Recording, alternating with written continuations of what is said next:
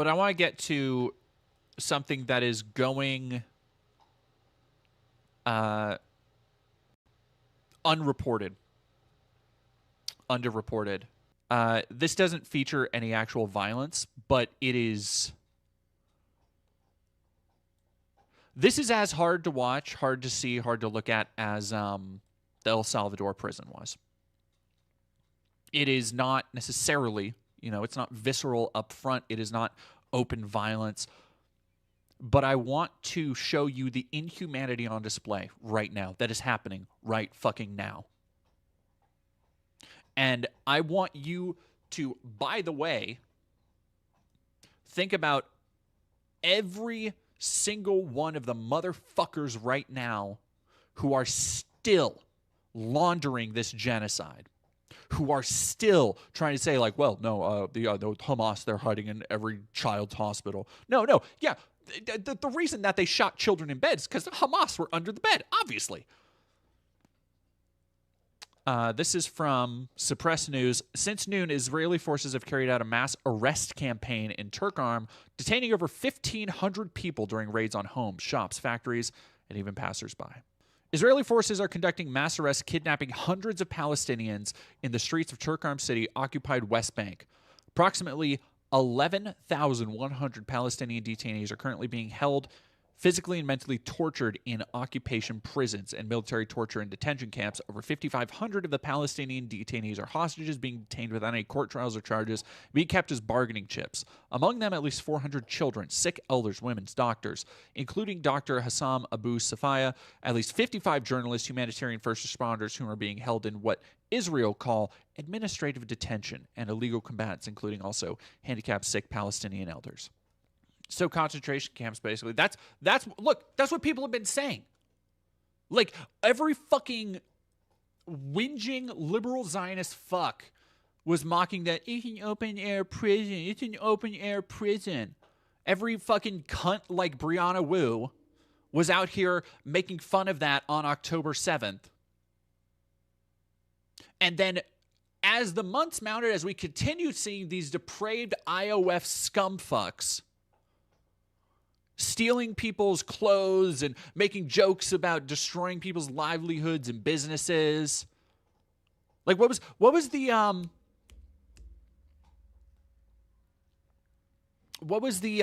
just a couple days ago, there was the one, like, Chicago-born shooter, sniper. Yep, here we go. Here's from The Guardian. This is some of the most heinous shit I've ever read. Selena Mary, it's so well documented, this genocide. When will the world stop it? They're not going to. And I think that's the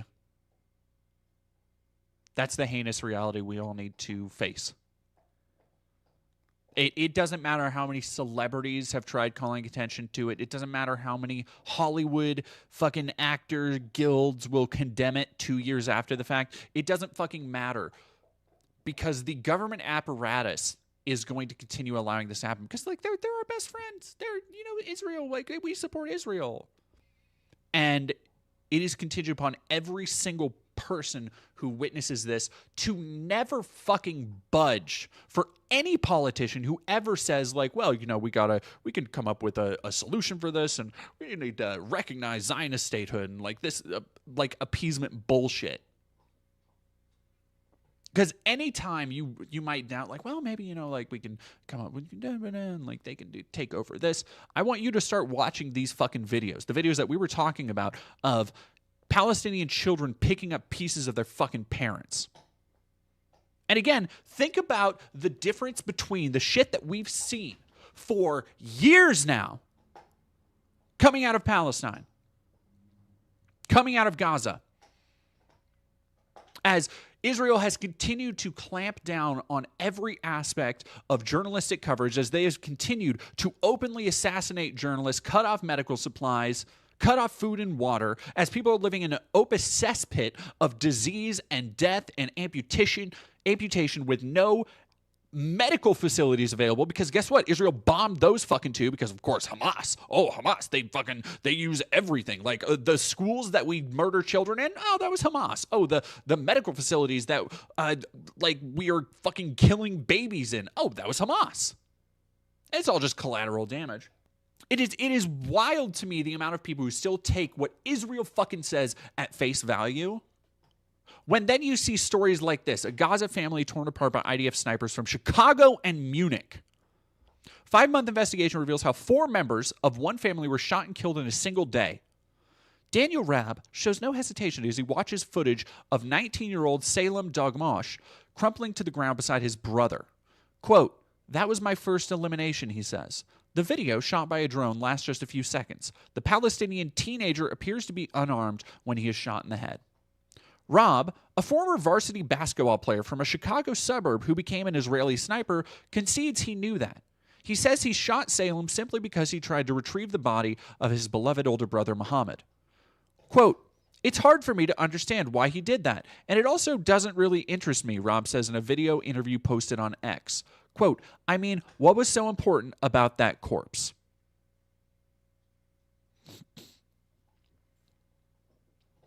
And people will still, these snipers face consequences, right? Ha ha, you fucking thought.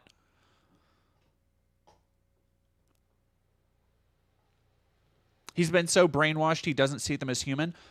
That's the subtle brainwashing that's happening. That's the subtle shit. When you hear people talk about, oh, you know, Charlie Kirk, what a brilliant man, what a brilliant polemicist, like just a amazing speaker and podcaster and all this shit. And we have podcasters being held up as lying in state when there are people like Charlie Kirk who are scumfuck, white nationalist pieces of shit who every clip that is surfacing about them is about how they said, like, well, actually, black women don't have the processing power that white men do. And actually, like, this is rape. And yeah, I'd be okay if my 10-year-old was had to carry a child to term. And all the most heinous, brain-dead, dipshit conservative takes. And that's who America, the American establishment, decides to humanize. Then yeah, it makes sense how you get IDF snipers from Chicago suburbs doing shit like this. 5-month investigation by The Guardian, Air Reporters for Investigative Journalism, and Paper Trail Media, Der Spiegel, and ZDF has identified 6 people shot by Israeli snipers on 22 November 2023. Through interviews with survivors, witnesses, and relatives, reviews of death certificates, medical records, and geolocated images revealed how a family from Gaza City's Tel Al-Hawa neighborhood was torn apart in a few hours by men who grew up in Naperville, Illinois, and Munich. The mass slaughter of tens of thousands of civilians is one factor cited by scholars, lawyers, and rights groups who say Israel is committing genocide. They're thinking, oh, I don't think I'll get shot because I'm wearing civilian clothes and I'm not carrying a weapon. But they were wrong, said Rob, who majored in biology at the University of Illinois before joining the IDF. That's what you have snipers for. After Salem was shot, his father, Monteser, 51, rushed to the site and tried to collect his son's bodies for burial, but was also fatally injured by a sniper. On that day, Rob treated love and grief as cause to kill. Quote, they just kept on coming to try and take these bodies. The video of Salam's killing and footage of other attacks on unarmed Palestinians was posted online 5 months after his death, part of a montage made by a soldier called Shalom Gilbert to celebrate a deployment in Gaza. Rob later said he and another sniper carried out 3 of those killings in an interview carried out under deceptive circumstances by a team led by the Palestinian journalist and activist Yunis Tarawi. And I cannot stress enough, anybody who is in this proximity working as a Palestinian journalist undercover is a fucking hero. People are going to talk about, oh, well, will Trump get the Nobel Prize for this? Will they get the Pulitzer for this? This. In a more just world, we wouldn't be dealing with this bullshit. But in a more just world, people like this, people uncovering this kind of shit, bringing it to light at their own personal risk, knowing full well that they're going to have conversations about how the IDF has carte blanche to just murder civilians. That is a motherfucking hero, if there's ever been one. Rob was approached by a Hebrew speaker who claimed he wanted to write about the squad's experiences to commemorate fallen soldiers, Tarawi said. Rob was promised anonymity, but Tarawi posted extracts of the interview online, justifying the decision by saying it was in the public interest, given the scale of civilian killings. Goddamn right. Rob does not name his partner, who was later identified from photos as Daniel Grates. They did not respond to requests for comment on the shooting sent over several months by journalists working on the investigation. The Domash family's tragedy unfolded on a short stretch of Munir al-Reyes Street in Gaza City near the Barcelona Garden Park. Residents knew Israeli forces were in the area, but on the morning of 22 December, the sound of someone chopping wood in the street reassured locals there wasn't active combat in the area. It's a false sense of security. By the way, 22nd December 2023, little over a month. This was a little over a month after October 7th. And again, this is the shit that people have been saying since the fucking beginning. I wish I had listened more in the beginning. I wish I had listened less to the mainstream news, because now it is so abundantly clear they had no fucking idea what they were talking about was actually happening on the ground. The openly sanctioned murder of civilians has been an integral part of Israel's assault on Gaza from the very fucking beginning. A reporter who interviewed the Dagosh family asked not to be named because Israel has killed at least 189 journalists in Gaza. Muhammad, who was 26 when he was killed, had a high school diploma and supported the family by gathering waste metal and plastic for resale. Salim had dropped out after 10th grade and joined him. Faiza Dagosh recognized her two sons, Damash, Salim's olive green shirt, Muhammad's black clothes, when she was shown Gilbert's footage. She cried uncontrollably as she watched 18 months after her boys were killed.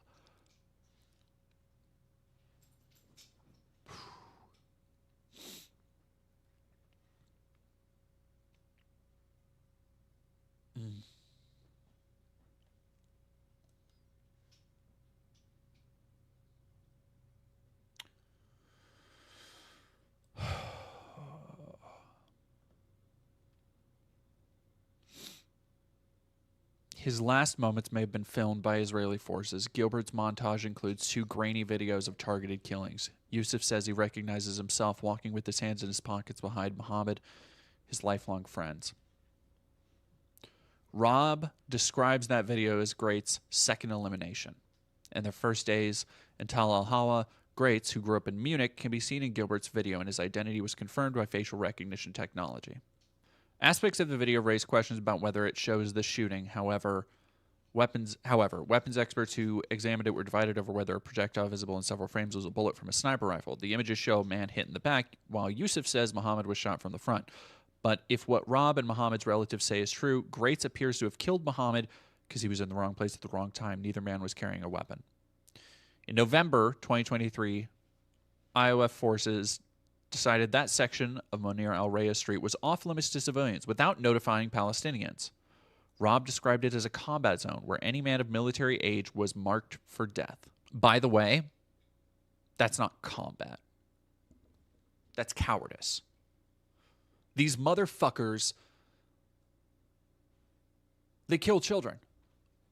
That's what it is. They kill unarmed children. And they convince themselves it is this valorous crusade. Establishing an invisible security perimeter, then shooting civilians who cross it has become common practice in Gaza, Israeli soldiers have testified. The recovery of dead bodies is protected under international law.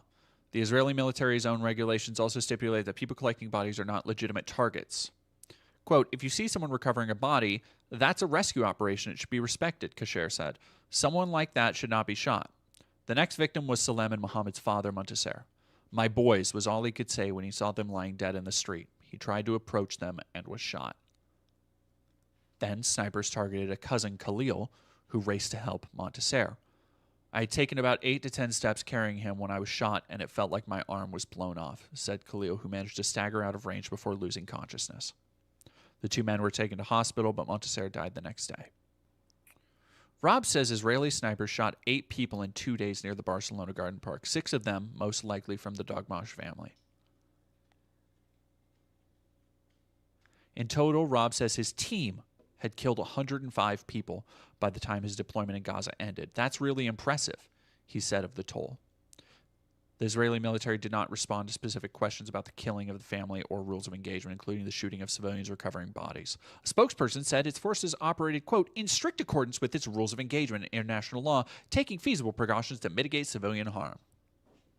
Which they can just, by the way, they can continually just kind of kick that can down the road as they continue expanding these combat zones without telling civilians that they're going to be bombed, that they're going to be killed, that they're going to be shot in the street for trying to get their fucking families' bodies back.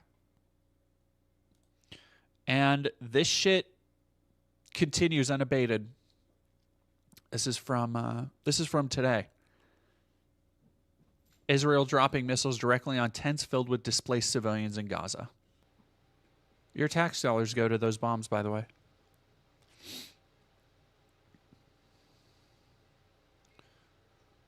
One of the things going around is Nancy May signing a bomb going to the IOF. What do you say? Except that you can never let any motherfucker who supports this go out in public without shaming them. But every time you see somebody like Destiny, like Ethan Klein, like Brianna Wu, like that stupid Barry Weiss cunt, who launders the reputation of the IDF, who maintains this Israeli propaganda that they're just fighting against Hamas, that, hey, some civilian casualties, it's war, some civilian casualties are avoidable. Completely ignorant of the ideas. They have bought so willfully into the propaganda of like, well, and this was the same shit, by the way. This was the same shit we were all indoctrinated with all through I was 6 years fucking old when 9/11 happened. And like many of you out there, I know y'all remember the rampant propaganda. You couldn't turn on. We were talking about, because 9/11 anniversary was yesterday. We were talking about we were talking outside of a karaoke bar last night. I was talking with a couple of friends about the bullshit like 9/11 tribute songs, and you had stuff like "Courtesy of the Red, White, and Blue," where the song, one of the lyrics is, "We'll stick a boot up your ass. It's the American way." It was nonstop. It was the most vile indoctrination shit, and took so long, I think, for a lot of people to unpack. The propaganda was fucking everywhere. You couldn't watch, like, it was in Transformers and shit. Transformers, Call of Duty, G.I. Joe, like all of it became warped to support the war on terror because, those people, they just hate us for living our lives. They hate us for, this, that, or the other reason. With no introspection of how this cycle of violence has been kept up and maintained by Western imperialism. Because understanding that, and that's the same deflection that a lot of fucking people still use today. We're like, oh no, Muslims, they just hate us. They just hate American way of life. They just hate us because we have freedom, because we have cheeseburgers, we got blah, blah, blah, blah, blah, and all this other fucking bullshit. Because they've internalized that as the reason why it's okay that this shit is happening. And if they tried to deconstruct that a little bit, they would have to come face to face with the reality that this country is inherently fucking evil. And that they are supporting xenophobic genocide. And I hope, in the last breaths of life, as the last neural impulses fire, that there is some justice, that they spend an eternity, they have the sensation of 1,000 years trapped with the knowledge of what they defended. And that is why this evil has been allowed to continue unabated.